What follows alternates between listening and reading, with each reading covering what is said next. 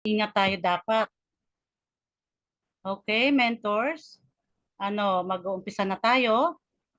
Yung ating topic ngayon ay Facebook Live. Ito po ay mentors, magiging focus muna tayo ngayon. At kailangan mag-empty cup muna tayo, mentors, para kahit papano madagdagan yung ating kaalaman tungkol sa Facebook Live natin. Yung ating topic ngayon.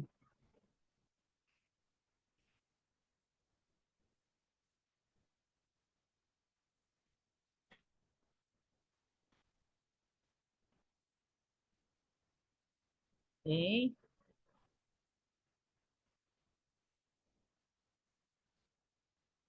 So yung ating topic ngayon, yung Facebook profile natin. Ito yung isa sa makakatulong sa atin para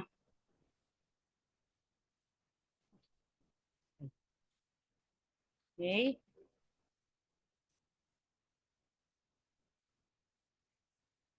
Okay na, mentors.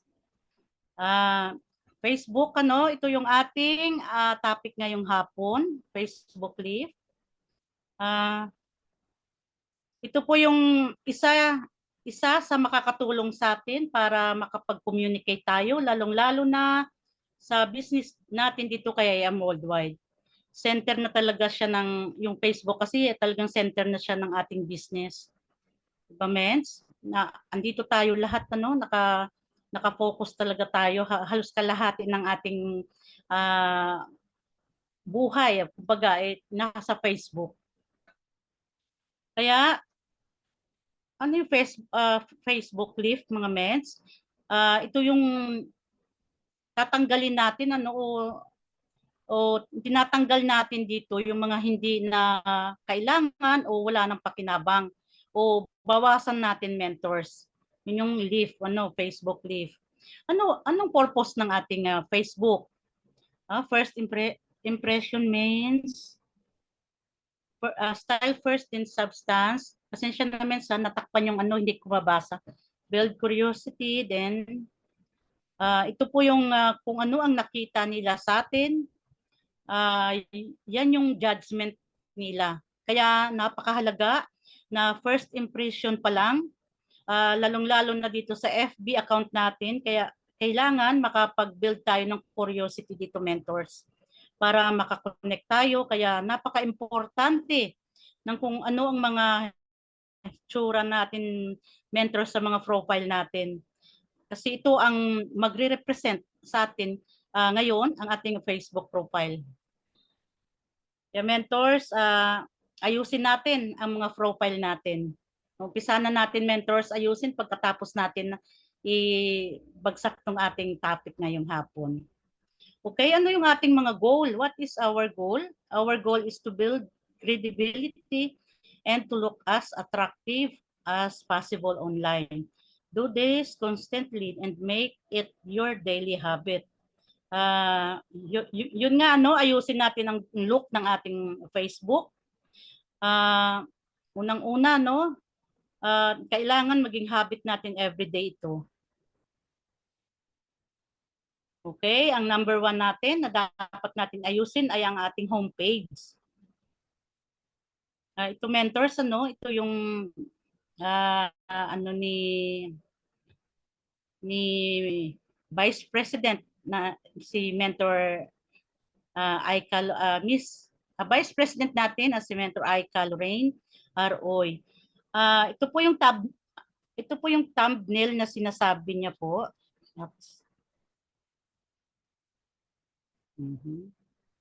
Stuck siya.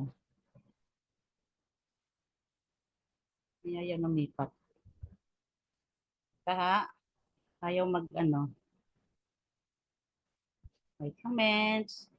Nakikisabay sa masamang panahon tong aking laptop, ang mga mentors. Next na slide. Okay, ito na po yung ating thumbnail. Ano pong ibig sabihin ng thumbnail, mentors? Ito po yung bilog. Kailangan ito kasi sa ating mga profile. Ito yung bilog na picture. Kailangan mga litrato lang natin ito, ano, ang naka-front talaga yung ating Facebook profile. Ito yung thumbnail na sinasabi. Kailangan yung professional na talagang look natin, ano, visible ang mukha natin. Iwasan natin yung mga uh, picture profile natin mentors, 'di ba? Meron iba na talagang kaakit-akit, ano. Kaya iwasan natin yung mentors. Tsaka yung mga blurred animation, yun po talaga, kailangan talaga clear photo just of you talaga. Kailangan tayo talaga ang naka-profile po, naka-profile photo po tayo. Atin talaga mentors. Next ay, ito nga yung sabi ni VP Aika, na itong Facebook Facebook profile na ito ay talagang hindi ito po pwede kasi ito ay blurred siya, mens. Hindi siya makita, kaya napakahirap na ganun ang ating Facebook profile. Kaya kailangan ito lang, mentors. Ito lang dapat. Mga talagang clear photos talaga dapat ang nilalagay natin. Personality based talaga, mentors. Dapat ma-curious natin sila kung anong meron tayo, mentors. Ito ngayon, ano, example ito ni President Vice ni VP Aika, no? Ito yung pinaka-example niya sa mga ano niya. Ito yung cover photo billboard about you. Kailangan your passion on your branding. Ito po, ano, personality talaga natin. Tayo talaga ang naka-front dito, mentors. Yan po. At halimbawa, ito nga yun, no? #founder at age of 27. Dapat ito po talaga, ito talaga dapat ang cover photo natin, mentors. Okay? Real name, dito, mentors, ano, kailangan yung totoong pangalan natin, mentors. Kailangan ang nakalagay dito. Kailangan talagang real name natin dito. Kasi tayo rin ang mahihirapan kung marami tayong account name na hindi nakapangalan sa atin. Bali, maglilikha ito ng kalituhan, lalong-lalo na sa mga prospect natin. Para mas madali tayo nilang i-search pag real name talaga natin ang nakalagay sa ating mga Facebook account. Okay? Bio section, details about you. Ito yung maximum of 3 lang ito, mentors. Dito naman, tayo lang dapat dito, no? Kasi kailangan details about lang sa atin. Kasi dito, ito ay minamaximize lang, ano, na kailangan 3 lang talaga ang nakaano sa atin dito, na yung mga details natin. Kunwari, isa kang top mentors of IAM, yun ang dapat ilalagay mo. Di kaya network marketer ka, o di kaya CEO ka, yun ang dapat ang ilalagay mo sa bio section mo. Wala nang iba, wag ka nang sumobra doon. Hanggang 3 lang talaga ang maximum dapat. Sa intro section naman, ito yung CEO, founder, or owner of your own business. Tag your business FB page. Dito naman, wag masyadong maraming intro tayo rito siguro, mens. Hanggat maari, 3 lang din ang gagawin natin dito. Ito ay itag natin sa mga FB page natin.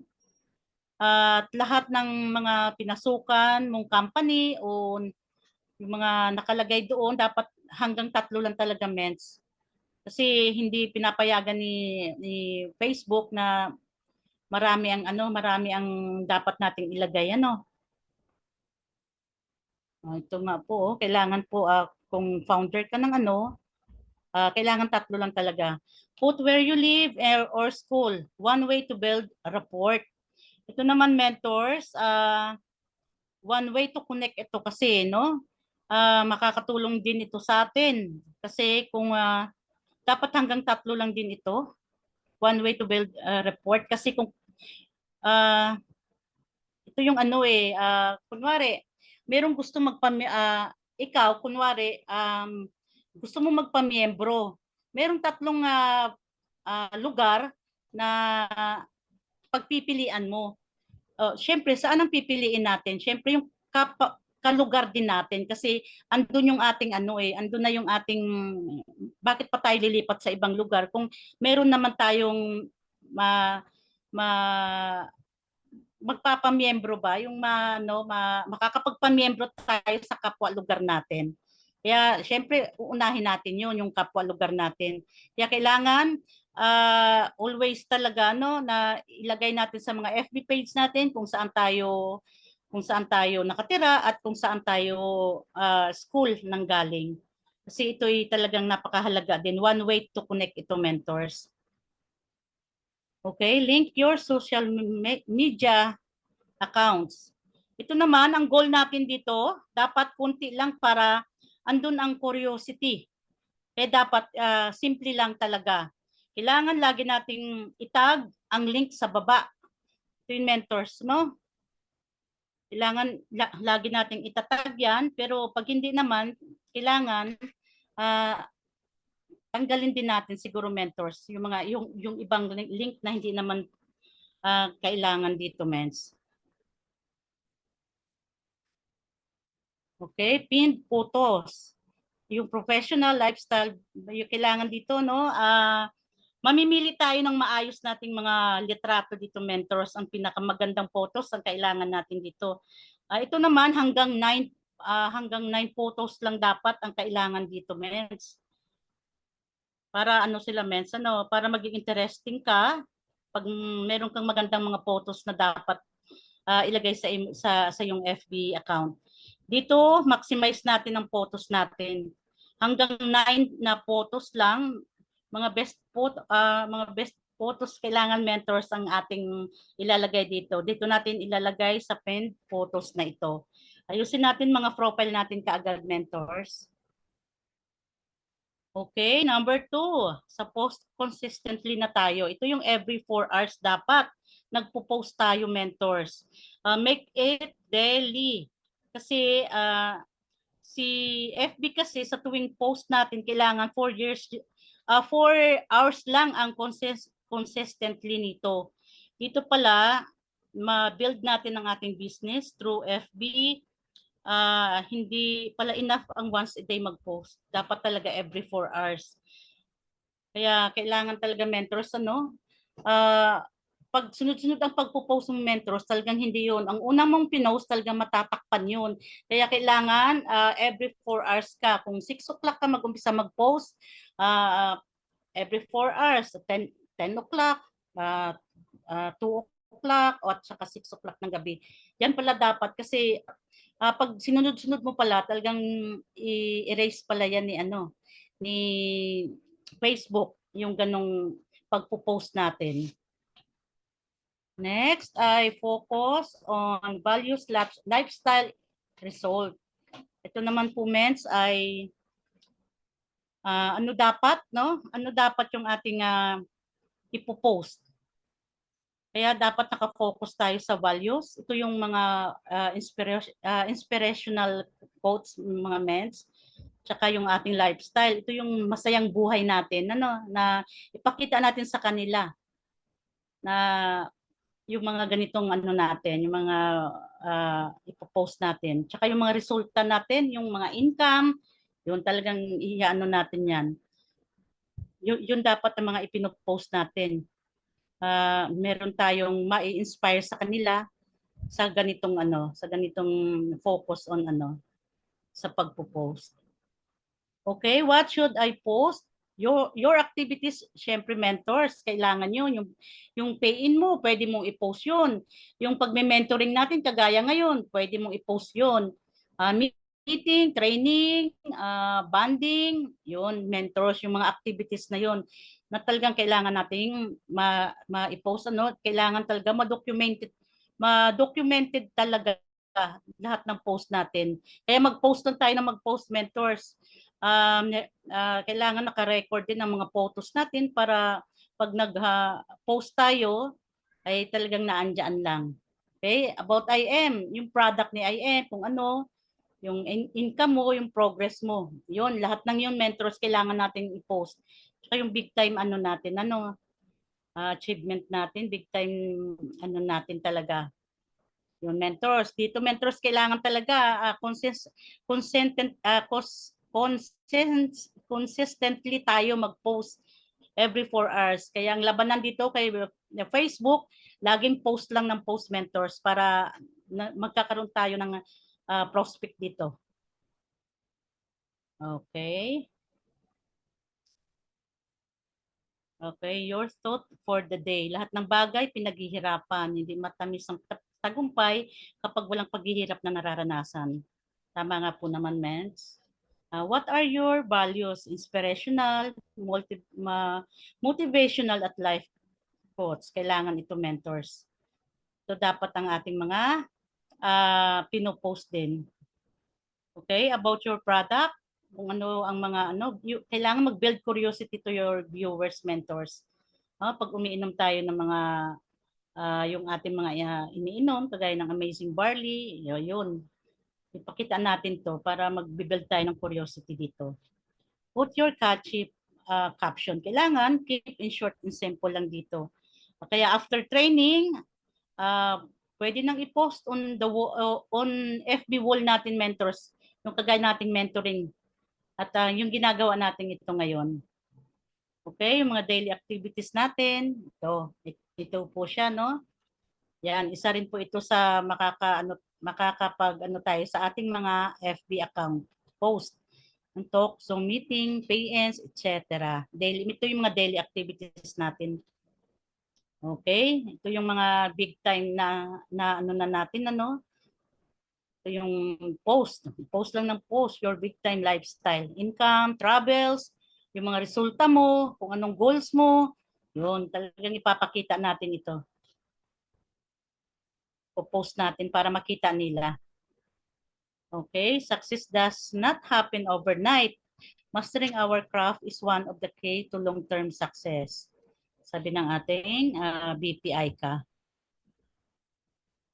Okay, what you've learned from the training, ito yung yun, keep it short and simple lang. Kung anong mga natutunan natin sa ating sa training ngayon. Okay, ito po yun. Pwede tayong magpa-picture sa mga talagang matataas na sila mentors, mga top line natin, okay. Pwede tayong magpa-picture sa kanila. Post once a week lang with honors, top mentors, team or cross lines. Yung mentors, post once a week. Yan dapat ang ginagawa natin, okay? Yung number 3 ay use Facebook story. Ito halos sa lahat tayo gumagawa tayo ng ganito, no? Facebook story. Ito nga po 'yon. Gawin nating habit ito, Mens, kasi sa FB puro post ang gagawin natin dito. Dito tayo makaka-attract. Unlimited ito, 'di ba, mentors? Kahit araw-araw mo gagawin ito talaga. Kasi samantalahin natin dahil dito daw kay FB ay talagang libre lahat. Kaya kailangan mag-post lang tayo, Mens. Post lang ng post, unlimited. Okay? Live once a week. Okay? Kailangan din natin dito, mentors, para ma-notify natin ang mga old friends natin dito. Be consistent tayo with time. Kung anong tamang oras ang perfect time na gawin ito. The same,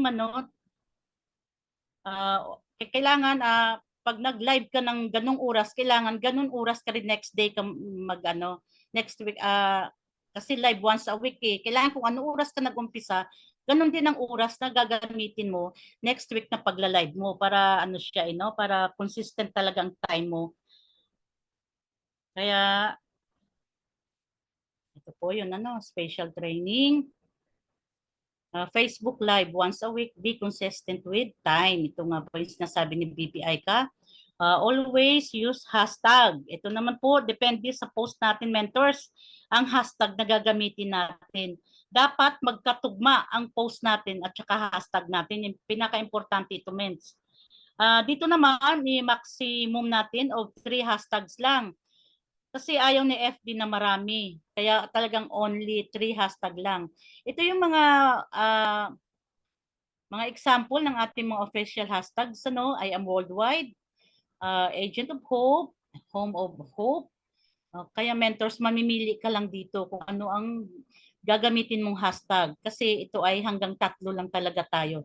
Hindi pinapayagan ni I am worldwide na sumobra do ni Facebook na sumobra ang ating mga hashtag. Talagang hanggang 3 lang talaga mga mens. Okay, maximum of 3 hashtags only.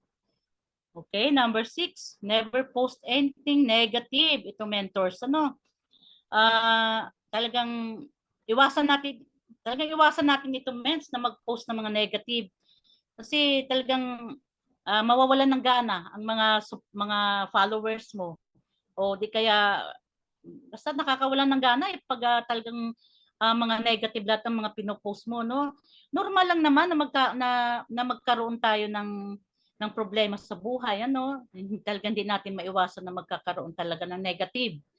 Pero huwag natin i-post. Never yung gawin mentors. Good vibes lang tayo lahat dito sa FB para marami tayong makuhang ano ba, talagang supporters o ano.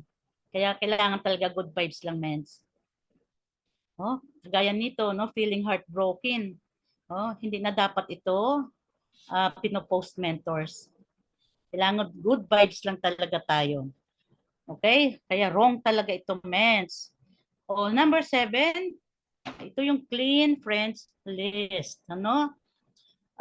Ito naman po ay kailangan nilinisin natin, ano, bawas tayo sa ibang friend mentors na di naman active. Kailangan mag-a-add tayo ng mga magdadagdag tayo ng mga high profile, mga owners o top mentors dito. Mga cross lines na talagang ano na talagang active sila talaga, no? Our business is copy business kasi dito mentors, ano? Kaya syempre at ang pagpo-post din mentors, ano, kailangan meron ka ring original talaga, no, originality talaga sa pagpo-post, hindi lahat gagayahin natin. Okay? Clean friends list tayo, no? Add owners and top mentors, ito nga yung kanina, ano? Pwede natin i-add yung ating mga top mentors at saka yung mga cross lines natin. Okay? Oh. Okay, kaya ano yung daily goal natin? Add 10 new friends and prospects everyday ments. Tsaka i-remove natin yung mga friends na mga negative, mga hindi naman sila nakakatulong. Kaya i-remove natin yan sila mens, mga sayang lang talaga yung space natin sa kanila. Okay? Negative, unhelpful. Kaya i-unfriend natin yan mens. Remove friends. Okay, number 8, follow pages. Ito naman mens, ipa-follow natin dito ang ating mga kilala na talaga, no, kasi may mga updates dito yung ating ipa-follow natin yung ating I Am Worldwide Corporation kasi dito natin makikita ang mga updates dito, mga official page ng company. Kaya most follow up talaga tayo dito, most follow the motivation quotes dito, ano mens. Okay? Talagang si Facebook talagang kailangan talagang magiging malinaw ang ating mga Facebook account. Okay, Mes? May favorites dito. Okay, you reach the limit. You can only add up to 30 friends in pages to favorite talaga. Okay, Mens? Choose wisely. Kailangan na tayong maging wise sa pagpili ng ating mga friends dito. Okay, be active on reacting, commenting and sharing other people's posts, give and receive. Dito mentors, isa tayo, ano, magla-like tayo and comment. Dito kasi sa Facebook, kailangan tulungan tayo dito. Magbigay tayo ng like sa iba na mga kakilala nating magpo-post para pag nag-post din tayo, meron din magla-like sa ating mga pino-post mentors. Kaya always be consistent with all your social media platform mentors. Okay? Tandaan natin, ano, isang profile pic lang dapat ang gagamitin nating mentors. Kailangan malinis ang ating profile picture, yung ano natin, FB account natin. Yan ang pinaka-importante, mentors. Kasi sa panahon ngayon, nandito na tayo sa talagang social media nang nagpapatakbo ng buhay natin. Kagaya natin, mga negosyante na tayo, nandito tayo kay I Am Worldwide. Kaya number 1, na ayusin natin yung ating mga FB account, mentors. Sana po, ito na nga po, no? Tapos na tayo, no? To God be all the glory. No? Mentor, sana malinaw sa inyo, no?